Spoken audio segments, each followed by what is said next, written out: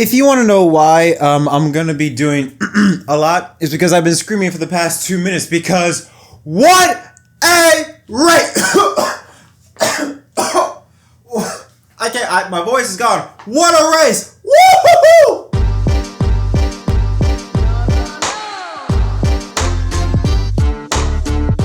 Hey, Homestead. City of Homestead. Listen, how much will it take for you to bring Homestead back as championship core? Listen, I got money, all right? You want money?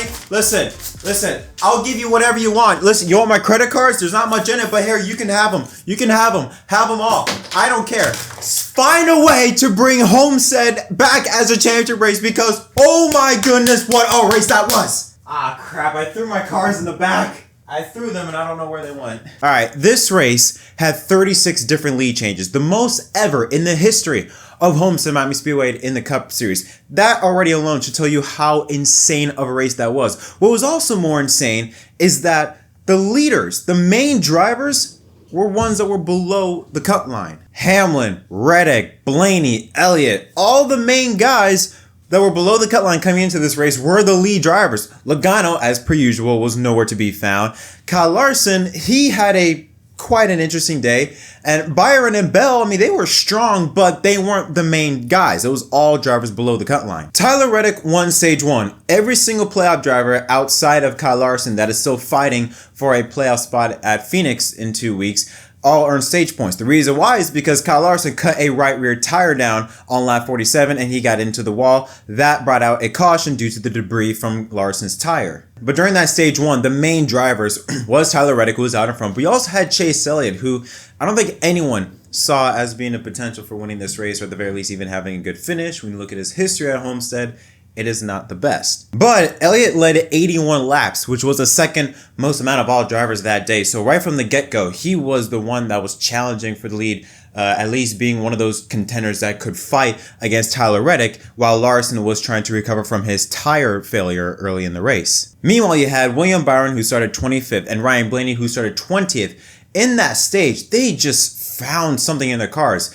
Even though they didn't show the speed during qualifying, they had a race car, especially that 12 car Blaney, whose car would come to life much later in the race, but they were just making up ground right from the get-go. Before even that one pit stop during stage 1, they were already up either around or inside the top 10 already. So you could tell that the 24 and the 12 all had very fast cars. But like I said, in the end, Tyler Reddick was able to hold on to win stage 1.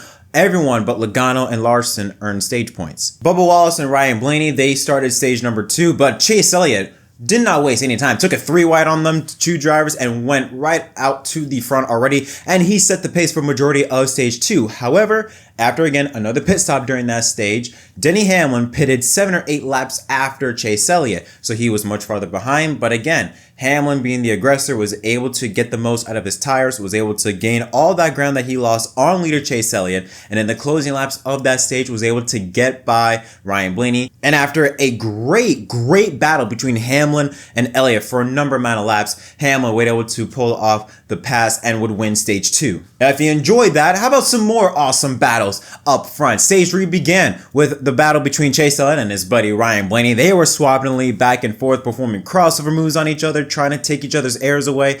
That's the beauty about Homestead Miami Speedway. You could drive anywhere on the racetrack to make up ground, but it was Chase Elliott that would get the advantage for a little bit before a crash happened behind them that involved Justin Haley, who we'll talk about him in a little bit. He got hit by Ty Gibbs entering turns 3 or 4. That brought out a caution. With 75 laps to go, Ryan Blaney is the race leader, and we again are setting out like what we saw last Sunday at Vegas. And with 50 laps to go, the final round of pit stops begins. Blaney pits, Larson pits, Elliott pits, all the normal drivers, they come on the pit road, or I should say normal drivers, but all those drivers around 50 to go come on the pit road for their scheduled final round of pit stops. However, Hamlin, being on the offense, decides to pit much later at 38 laps to go. Again, setting up exactly what we saw at Vegas last Sunday between Logano and Christopher Bell. Hamlin comes out, gets his 4 fresh tires, and he comes out about 15 or so seconds behind Ryan Blaney. he has to be able to make up all that ground. But with 4 fresh tires, and especially Homestead being much more abrasive on the tires in Las Vegas, surely you would think that Hamlin would be able to eat up at Blaney's lead, but that didn't happen. Hamlin was really able to get only to around 6 seconds. By the time he got to 6 seconds behind Blaney, it's like the tires just plateaued and everything became equal. But Blaney, even though he was ahead of Hamlin, what would be the race lead, he wasn't the leader. That was Tyler Reddick. Tyler Reddick was trying to stay out. He was gambling. He was 27 or something points below the cut line. He needed to really have a win. He had a good car, but his team wanted the win. So he stayed out, banking on a caution, didn't get that. He comes on a pit road, comes out, way in the back of the field, but on 1 or 2 lap worn tires, older tires. Not much of a difference you would think, but at a track like Homestead, definitely would make a big deal. That gives a lead to Ryan Blaney. And then Blaney and second place, Kyle Larson. Now Larson, he was able to rebound from that right rear tire failure, was back in the hunt just at the perfect time. Hamlin, again, was 6 seconds back in 4th or 5th place. He really didn't have a shot at the win. The battle was going to be between Blaney and Larson. And then one thing about Larson that I love is that he's aggressive and that he will bring a show. The bad part about Kyle Larson is that he's aggressive. Larson got a great run coming out for turn number 2, gets to the outside of Ryan Blaney, but lap traffic, Austin Dillon ahead of him, Blaney in the inside lane. Larson tries to split the middle, hits Blaney, gets sideways, and around goes the 5 of Kyle Larson into the grass. Caution comes out. That changes everything because Larson, he lost really 1 position because of that spin, because he was so far out ahead. Blaney is the leader. Remember with Tyler Reddick though, he's out of 1 or 2 lap older tires, while everyone else like Hamlin, Blaney, Larson, so on, they're on 20, 25, 30 lap older tires. So because of that, everyone else has to pit. Reddick, his team stays out. On pit road, Blaney comes out first, Hamlin comes out second. Larson loses 6 spots on pit road. The worst thing, that's the one thing that Larson and his team did not need, was a bad pit stop. So we get ready to come back to green with around 8 or so laps to go. Restart with 7 laps to go. Denny Hamlin way on the outside gets by Blaney and gets by his driver Tyler Reddick. Blaney moves to second. Reddick starts to fall back. And now you think, okay, here we go. Denny Hamlin has the fastest car. He has the tires. He has the motivation. He's going to go on to win. Not so fast. Blaney is on his tail. Coming to the final lap, Blaney was able to get side by side with Denny Hamlin, jump to the inside, wash back up, and he takes the lead. The 12 car takes the lead coming to the white flag. But out of nowhere, a huge run from Tyler Reddick, gets a great run on the outside lane, jumps to the inside of Denny Hamlin and slides up to second and says, you know what, F it, jumps to the outside with full head of steam. Blaney gives him the outside lane. Reddick, just mere inches from the wall, was able to pull it off with all that speed and momentum, passes by Ryan Blaney to win on the final lap, on the final turn at Homestead Miami Speedway, to win here for the 3rd time in 2024. Most importantly though, he now advances into the championship 4, bringing Michael Jordan and the 2011 team 1 step closer to reaching immortality and becoming Cup Series champions.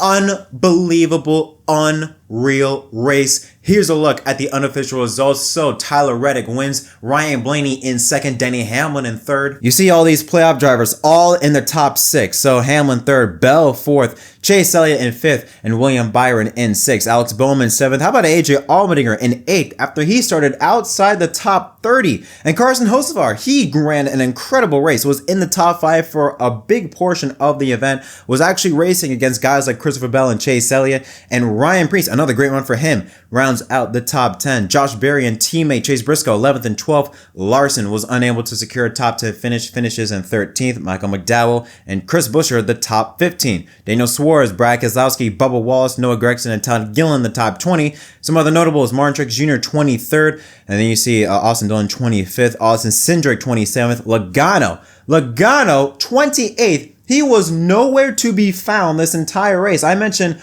all the playoff drivers were up front contending. Literally all but one of them was contending, battling for positions, showing speed.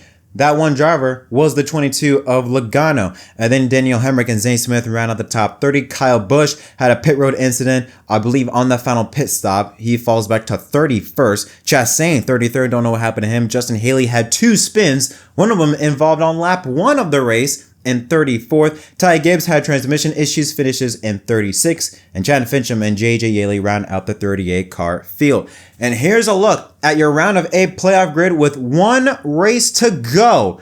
Here in the round of 8 before the championship 4 at Phoenix, Tyler Reddick now joins Joe Logano as the 2 drivers that know they will race for a title at Phoenix. Christopher Bell at plus 29. William Byron holds the final spot at 7 above Kyle Larson, who now enters Martinsville below the cut line. This could be very, very interesting here in Martinsville next Sunday. Denny Hamlin at minus 18 and Ryan Blaney at Chase Elliott. They are basically in must-win scenarios. Yes, they can make it in on points, but it's best to just go with the mindset that Blaney and Elliott must win if they want to have a shot at Phoenix. So, my thoughts on this race. I mean, you saw from the intro.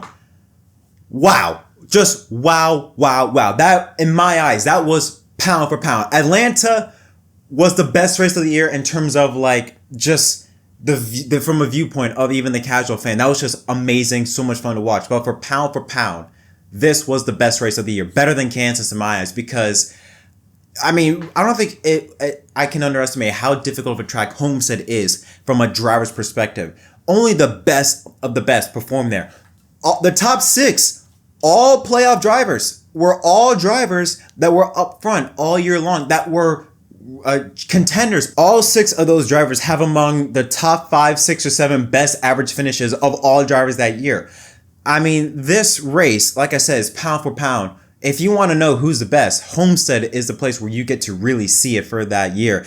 And man, they just put on a show, and they were just battles everywhere. I don't think there was a point in time where everything was single file. I mean, you saw a battle everywhere. It didn't matter where you looked. There was someone racing against someone. I have to drink water because my voice is gone from screaming so much from that finish. But like I said, there was battles all over the place. And you really couldn't tell who had the best car. Although it seemed late in the run that Ryan Blaney was once again just going to be the guy to show up in the round of 8 and win at and take it to the championship 4 at Phoenix. But I mean, there was just so many drivers. I mean, for a little bit, it looked as though, oh, Elliott may have a run. Oh, wait, no, Blaney. Wait, here comes Larson. Larson's come back. Reddick's still in the mess. Here comes Denny Hamlin. I mean, there was just so much stuff that happened. And that final 30-some-odd laps, again, was so awesome to watch. And that final lap battle, I mean, that was incredible. I mean, the lead changed 3 times in the last 1.5 laps. I mean, first it was Hamlin, then Blaney, and then Reddick.